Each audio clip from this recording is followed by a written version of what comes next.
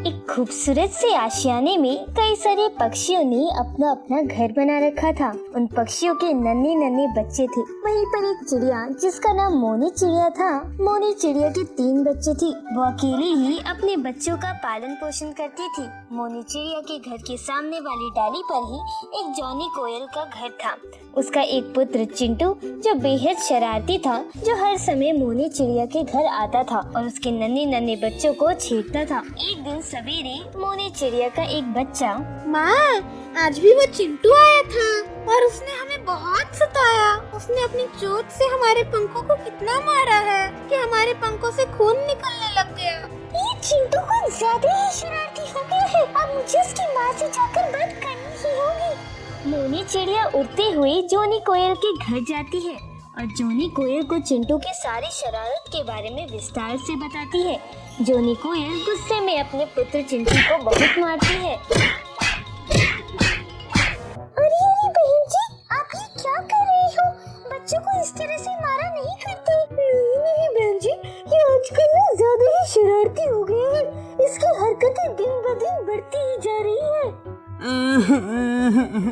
तो मैं क्या करूँ माँ, मेरा तो कोई मित्र ही नहीं बनता। मैं मोनी आंटी के बच्चों के पास जाकर खेलने लगता हूँ तो उन्हें लगता है मैं उन्हें सता रहा हूँ। अब इसमें मेरा क्या कसूर है? तो पुत्र, आप अगर ऐसे बोला करो ना कि मुझे आपसे दोस्ती करनी है, मेरे पुत्र आपके साथ बहुत अच्छे से खेलेंगे। चलो अभी मेरे संग मेरे घर चलो और मेरे बच्चों के साथ खूब मस्ती करो।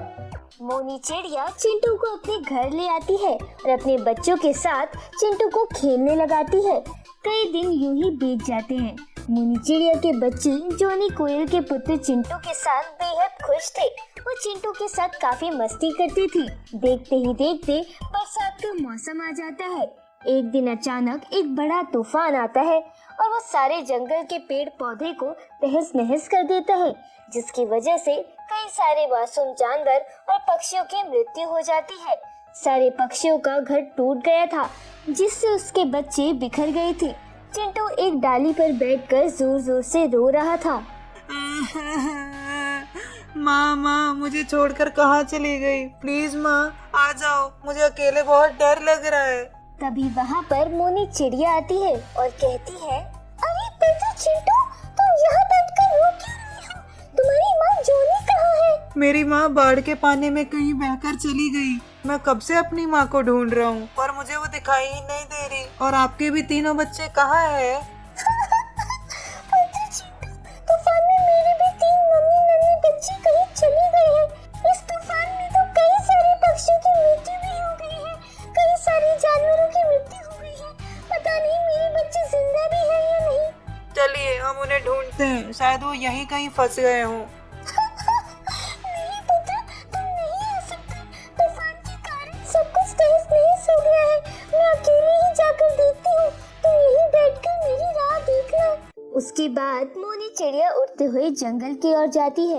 वो काफी समय से इधर उधर अपने बच्चों और जॉनी कोयल को तलाश करती है। तभी उसकी नजर अपने तीनों बच्चों पर पड़ती है तो देखती है कि तीनों बच्चे पानी में मरे पड़े हैं और वहीं पर जॉनी कोयल भी मरी पड़ी थी। यह देखकर मोनी चिड़िया बहुत रोती है और कहती है, हे भगवान, ये क्या हो गया? मेरे तीनों बच्चों के साथ क्या हो गया? अब मैं किसके सहारे रहूंगी? और जॉनी कोयल की भी मृत्यु हो गई है। अब मैं चिंटू से क्या कहूंगी कि अब उसकी माँ इस दुनिया में नहीं है? नहीं, मैं उसको सच नहीं बताऊंगी। मैं उसे झूठ बोलूंगी कि उसकी माँ मुझे नहीं मिली, नहीं तो बेचारा अपनी जान दे देगा। उसके बाद मोनी चिड़िया रोते हुए वापस लौटकर चिंटू के पास आ जाती है। क्या हुआ? मेरी माँ का कुछ पता चला? नहीं पुत्र, मैंने काफी दूर तक तलाश किया पर मुझे किसी का पता नहीं चला। जंगल में कई सारे पक्षियों की लाशें पड़ी हुई हैं। अगर मेरी माँ को कुछ हो गया तो मैं कैसे जी पाऊंगा? मेरी परवरिश कौन करेगा? कौन मेरा ख्याल रखेगा? तुम चिंता क्यों करते हो? मैं हूँ ना, मैं तो तुम्हारी माँ जैसी हूँ। मैं तुम्हारी परवरिश करूँगी, मैं तुम्हारी देखभाल करूँगी। हम दोनों हमेशा साथ रहेंगे। क्या मैं आपको माँ कहकर बुला सकता हूँ? मेरी माँ तो नहीं है, बस आप ही मेरे साथ हो। तो क्या मैं आपको माँ बोला करूँ? हाँ पुत्र, मैं तुम्हारी माँ ही हूँ। तुम मुझे माँ कह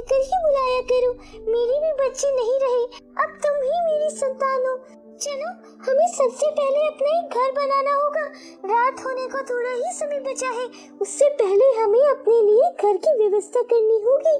दोनों मिलकर लकड़ियां जमा करने लगते हैं। देखते ही देखते दोनों एक छोटा सा घर बना देते हैं। तभी चिंटू डाली से नीचे गिर जाता है और वो जोर जोर से रोने लगता है। अरे क्या हुआ पुत्र, तुम नीचे कैसे गिर गए? मेरे पैर में बहुत दर्द हो रहा है, मुझसे खड़ा भी नहीं हुआ जा रहा। पुत्र तुम रोना बंद करो, मैं देखती हूँ क्या हुआ तुम्हारे पैर में। मोनी चिड़िया जैसे ही चिंटू का पैर देखती है, चिंटू का पैर बहुत सूज गया था। अरे चिंटू पुत्र, तुम्हारे पैर तो बहुत ही सूज गया है, तुम्हें कुछ लगा था? माँ, वो तूफान में एक बड़ी सी लकड़ी का टुकड़ा मेरे पैर पर गिर गया था, तब से मुझे बहुत दर्द हो रहा है पैरों में। मुझसे अब और नहीं रहा जा रहा, मेरे पैरों में बहुत दर्द हो रहा है। तुम चिंता न करो पुत्र, मैं अभी तुम्हारे लिए पीपल का पत्ता ले आती हूँ, उससे तुम्हारा दर्द कम हो जाएगा। मोनी चिड़िया बड़ी मशक्कत के बाद चिंटू को घोंसले में ले जाकर बैठा देती है और पीपल के पत्ते की तलाश में निकल जाती है। एक चिड़िया अपने नन्ही नन्ही बच्चों को भूलकर एक कोयल के बच्चे की परवरिश करने में लग गई। उसे कोयल के बच्चे के आगे अपने बच्चों की परवाह नहीं रही। वो उसकी परवरिश में अपने बच्चों को ढूंढना भूल गई ताकि चिंटू अपने आप को अकेला महसूस ना कर सके।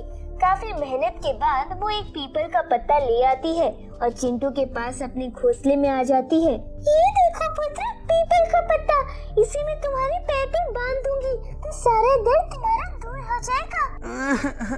माँ, बहुत दर्द हो रहा है मुझे। मोनी चिड़िया चिंटू के पैर में पीपल का पत्ता बांध देती है। पुत्र चिंटू, तुम चिंता न करो, अब इस पत्ते के कारण तुम्हारा सारा दर्द दूर हो जाएगा। माँ, मुझे बहुत भूख लगी है। उसके बाद मोनी चिड़िया अपने मन ही मन सोचने लगती है, भूख तो मुझे भी बहुत लगी है, काफी समय से मैंने भी कुछ नहीं खाया। अच्छा पुत्र, तुम यहीं विश्राम करो, मैं तुम्हारे लिए कहीं से खाना ले आती हूँ। मोनी चिड़िया उड़ते हुए जाती है, तभी उसे कुछ दाने दिखाई देते हैं। अरे ये तो बहुत कम भोजन है, इतने में तो सिर्फ एक ही का पेट भर सकता है। चलो मैं चिंटू पुत्र को ही ये भोजन खिला देती हूँ। मोनी चिड़िया वहाँ से दाना उठाती है और आकर चिंटू को दाना खिला देती है। चिंटू पेट भरकर भोजन कर लेता है। माँ, भोजन करने के बाद अब थोड़ा बेहतर लग रहा है। तुमने नहीं किया माँ भोजन? मोनी चिड़िया चिंटू पुत्र से झूठ कह देती है।